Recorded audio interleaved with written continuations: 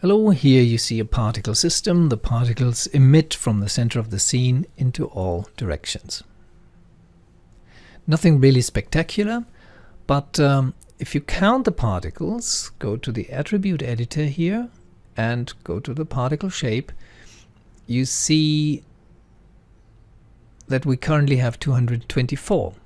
It's right here.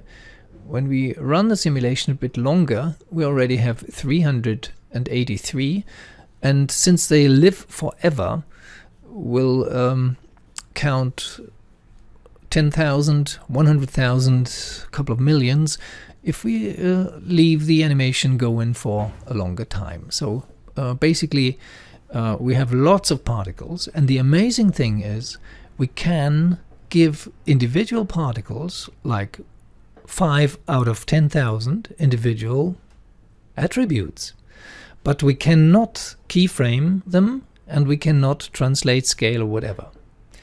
So they're kind of restricted, but you can manipulate individual particles, and that's what I'm going to show you today.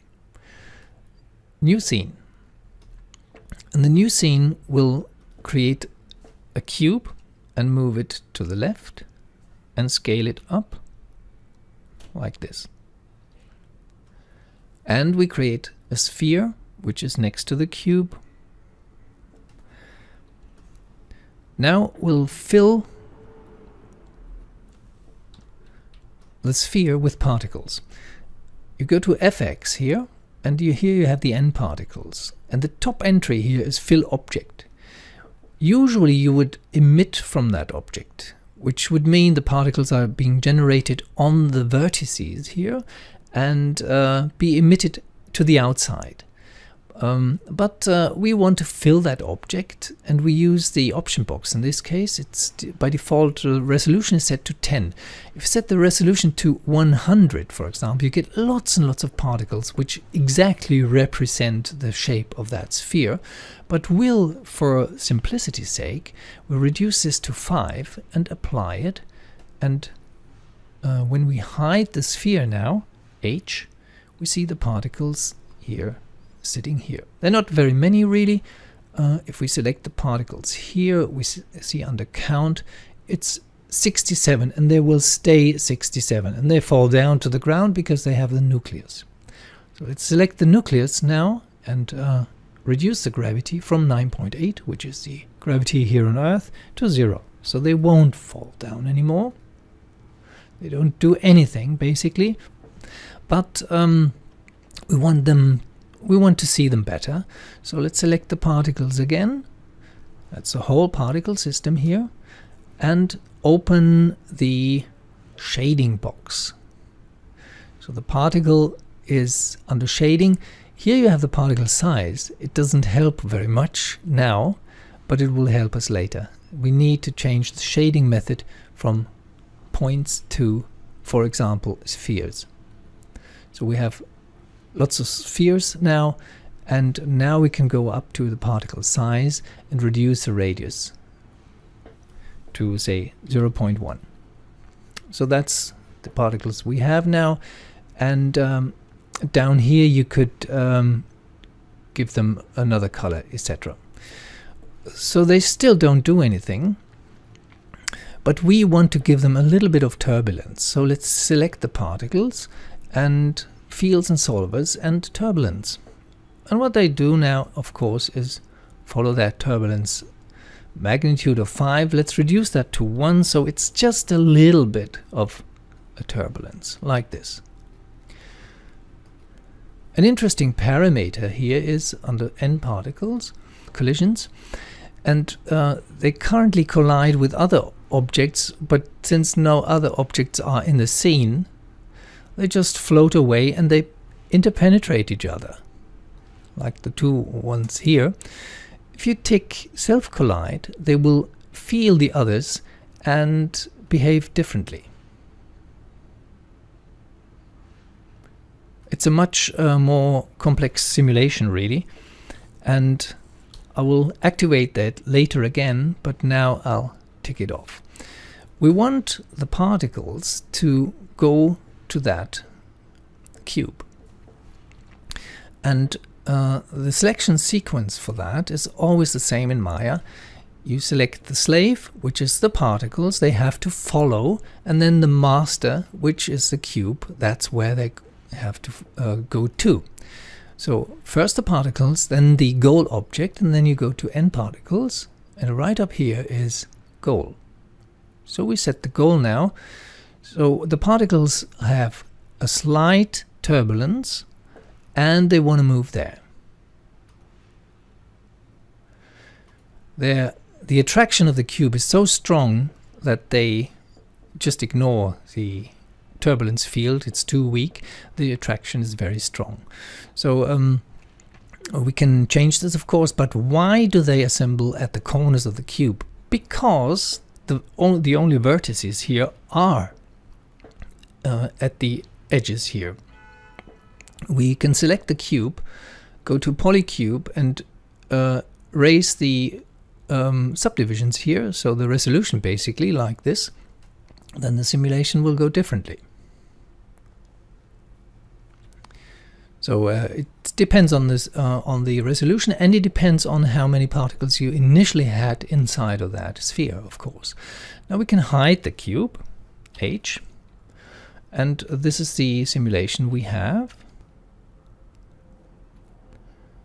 And now we'll pick individual particles in order to give them other dynamics. How do we do this? So when we select this, we select the whole particle system, but we can press F8 or the right mouse button, and now the component selection is on, and we can actually select individual particles. Let them move to their goal, and let me pick the particle up here. I actually can select it, but I cannot scale it, I cannot translate it, and I cannot set a keyframe for it. So it kind of, what can I do with it? And let's close a couple of sections here in order to get a better overview here. So now under per particle attributes, we have the goal PP, that's the goal per particle. So here we can fine-tune goal weights, meaning the interest of certain particles to go to their goal, how strongly they feel the impulse to go there. So with this single particle selected here, we can now right mouse click in this section, goal PP, and instead of creating an expression or whatever, or a ramp, which is interesting too, we open the component editor. The component editor currently shows us one particle, it's particle 20. That's the particle we just selected here. And here we have position. We could change the position now, but what we'll do now is we'll change the goal PP. It's currently set to 1, which is not the absolute value, it's the multiplication of value with the original goal for the whole system, but that doesn't matter. We'll reduce it from 1, which is basically the default, to 0.2, for example. So it's much weaker. So the attraction is very, very weak for this dot here to get to the goal. And we can see this working here. Takes a long time until this particle reaches the corner where it's supposed to be.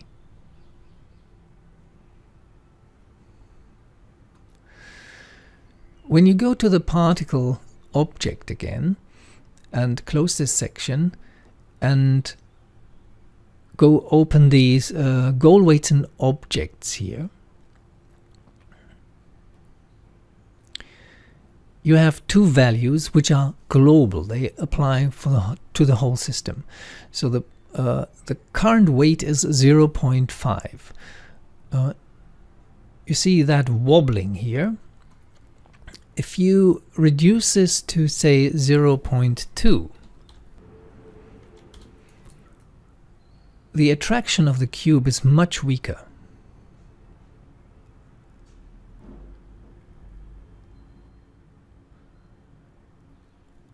And even more weak for that particle, which we treated on a personal scale, so to say. The wobbling, whoop, whoop, whoop, is controlled by the goal smoothness. So if we extend this, it will wobble even more. And move around until all the particles find their goal. But this one is always the outsider now. It has totally different dynamics because it's not feeling much of the cube anyway now. So let's extend this, the playback range to 10,000. So we give them a lot of time to think about where they're going. They'll eventually go to the cube arrangement. But because the goal smoothness is so large, they kind of think, well, and the attraction here is very weak, 0.2. So let's raise this again, just slightly. And you see the particles they kind of feel the attraction now. Not very strong.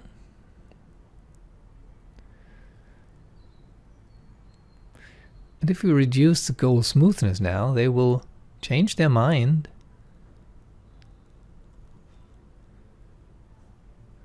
And even our outsider will find his or its way to that corner. So that's all I wanted to show you. And I wish you a very, very good day. Bye-bye.